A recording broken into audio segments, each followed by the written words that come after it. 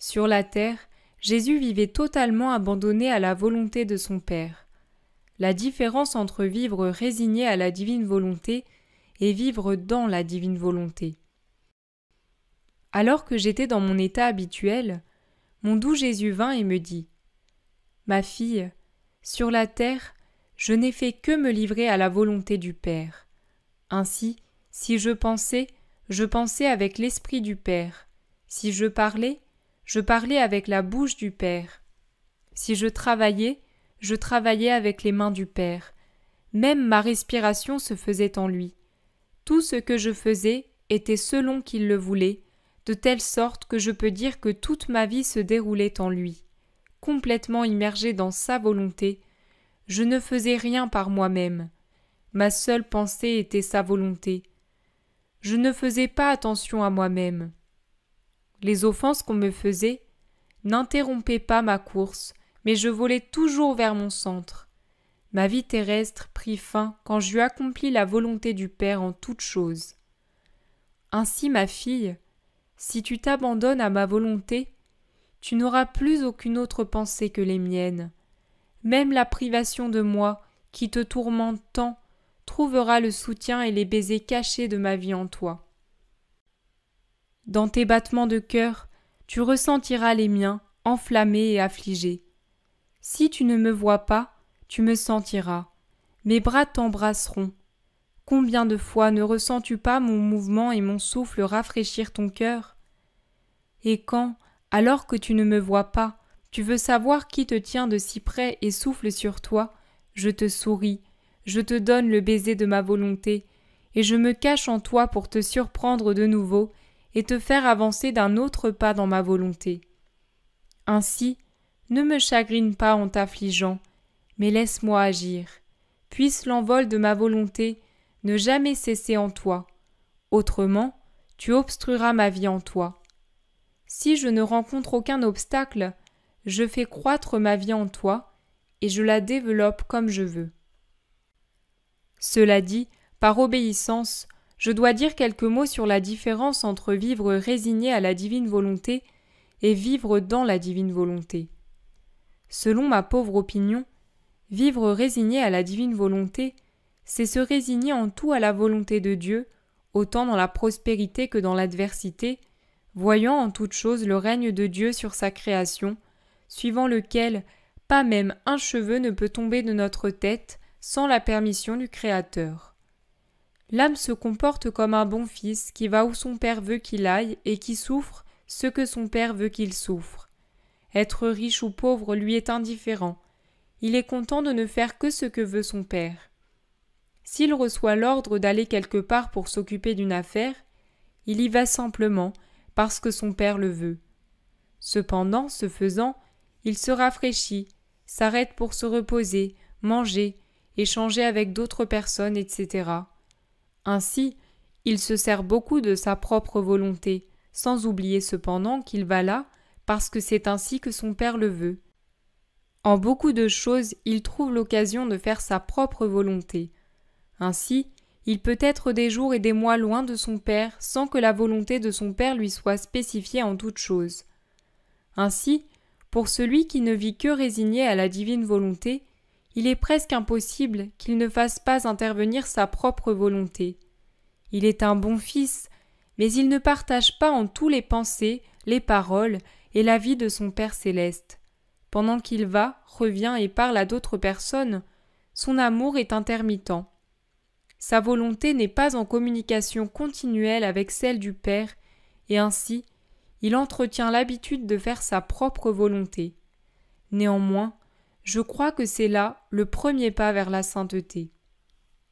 Pour parler maintenant de ce qu'est vivre dans la divine volonté, je voudrais que la main de mon Jésus guide la mienne. Seulement lui peut dire toute la beauté et la sainteté de la vie dans la divine volonté. Pour ma part, je me sens incapable de le faire et je n'ai pas beaucoup de concepts à l'esprit. Il me manque les mots. Mon Jésus, verse-toi dans mes paroles et je dirai ce que je pourrai. Vivre dans la divine volonté signifie ne rien faire par soi-même, parce que dans la divine volonté, l'âme se sent incapable de quoi que ce soit par elle-même. Elle ne demande aucun ordre et n'en reçoit pas, parce qu'elle se sent incapable d'aller seule. Elle dit « Si tu veux que je fasse quelque chose, faisons-le ensemble, comme une seule personne. Si tu veux que j'aille quelque part, allons-y ensemble, comme une seule personne. » Ainsi, l'âme fait tout ce que le Père fait. Si le Père pense, elle fait siennes ses pensées, elle n'a aucune autre pensée que les siennes.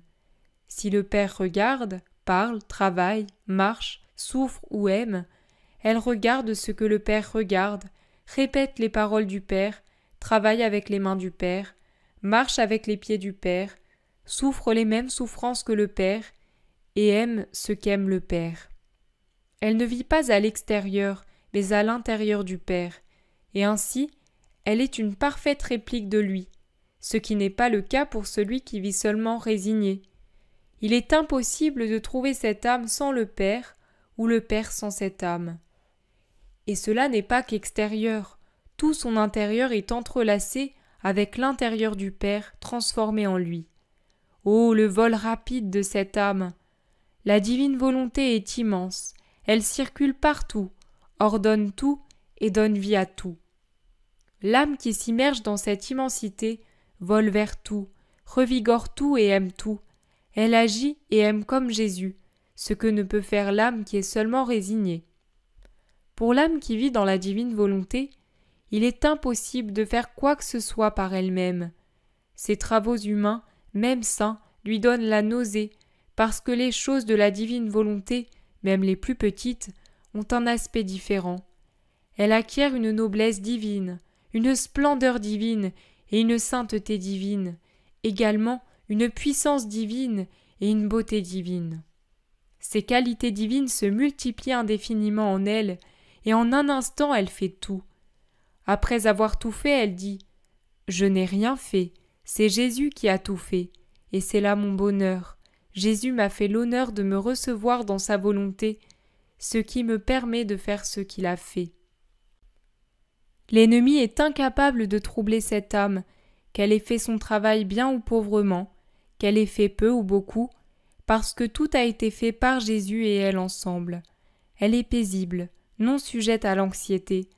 Elle n'aime pas une personne en particulier, mais elle les aime toutes, divinement. On peut dire qu'elle répète la vie de Jésus, qu'elle est sa voix, les battements de son cœur, la mère de ses grâces.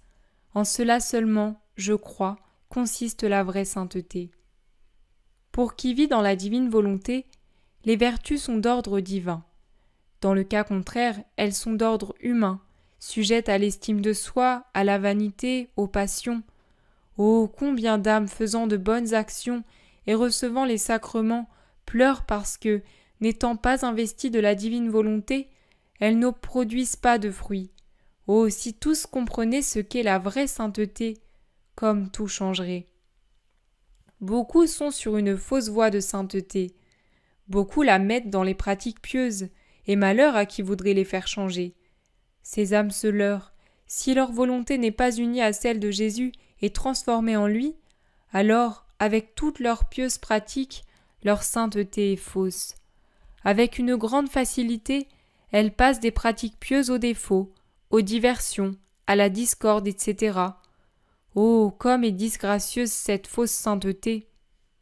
D'autres âmes mettent leur sainteté à se rendre souvent à l'Église et à assister à tous les offices, mais leur volonté est loin de celle de Jésus. Ces âmes se préoccupent peu de leurs propres devoirs. Si elles sont empêchées d'aller à l'Église, elles sont fâchées et leur sainteté s'évapore. Elles se plaignent, désobéissent et sont encombrantes dans leur famille. Oh, quelle fausse sainteté! D'autres âmes mettent leur sainteté à se confesser souvent, à se faire diriger spirituellement dans les menus détails et à se faire des scrupules sur tout. Elles ne se font cependant aucun scrupule que leur volonté ne soit pas fondue avec celle de Jésus. Malheur à qui les contredit. Elles sont comme des ballons gonflés qui, quand un petit trou leur est fait, se dégonflent.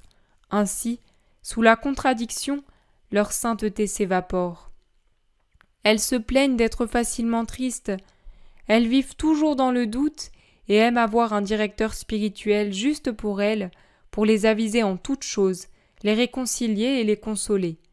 Néanmoins, elle demeure toujours agitée. Pauvre sainteté que celle-là, comme elle est falsifiée. J'aimerais avoir les larmes de mon Jésus pour pleurer avec lui sur ces fausses saintetés et faire connaître à tous comment la vraie sainteté consiste à vivre dans la divine volonté.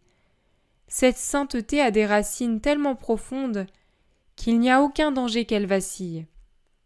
L'âme qui a cette sainteté est ferme, non sujette aux inconstances et aux défauts volontaires. Elle est attentive à ses devoirs. Elle est sacrifiée et détachée de tout et de tous, même des directeurs spirituels. Elle grandit au point que ses fleurs et ses fruits atteignent le ciel. Elle est si cachée en Dieu que la terre ne voit que peu ou rien d'elle. La divine volonté l'a absorbée. Jésus est sa vie, l'artisan de son âme et son modèle. Elle n'a rien en propre, tout étant en commun avec Jésus. Sa passion et son trait caractéristique est la divine volonté. Par contre, le ballon de la fausse sainteté est sujet à des inconstances continuelles. L'âme semble voler à une certaine hauteur, tant et si bien que plusieurs personnes, y compris des directeurs spirituels, sont en admiration devant elle.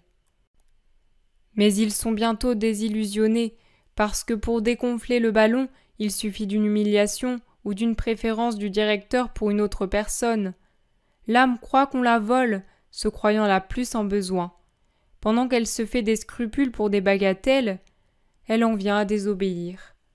La jalousie est la vermine de cette âme. Cette jalousie évente son ballon qui se dégonfle et tombe par terre. Et si on examine la prétendue sainteté qui était dans ce ballon, on trouve l'amour-propre, les ressentiments et les passions camouflées sous l'aspect du bien. On peut voir que cette âme était le jouet du démon. Seulement Jésus connaît tous les maux de cette fausse sainteté, de cette vie de dévotion sans fondement, basée sur la fausse piété. Ces fausses saintetés correspondent à des vies spirituelles sans fruit qui sont la cause des pleurs de mon aimable Jésus. Ceux qui les pratiquent sont les grincheux de la société, le chagrin de leur famille. On peut dire qu'ils dégagent un air impur qui nuit à tout le monde.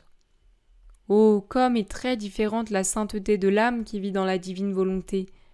Cette âme est le sourire de Jésus. Elle est détachée de tous, même de ses directeurs spirituels. Jésus est tout pour elle. Elle n'est le chagrin de personne. L'air saint qu'elle dégage embaume tout. Elle inspire l'ordre et l'harmonie pour tous. Jésus, jaloux de cette âme, se fait en elle l'acteur et le spectateur en tout. Pas une seule de ses respirations, une seule de ses pensées, ou un seul de ses battements de cœur, qui ne soit régularisé par Jésus. Cette âme est si absorbée par la divine volonté qu'elle en oublie presque qu'elle vit en exil.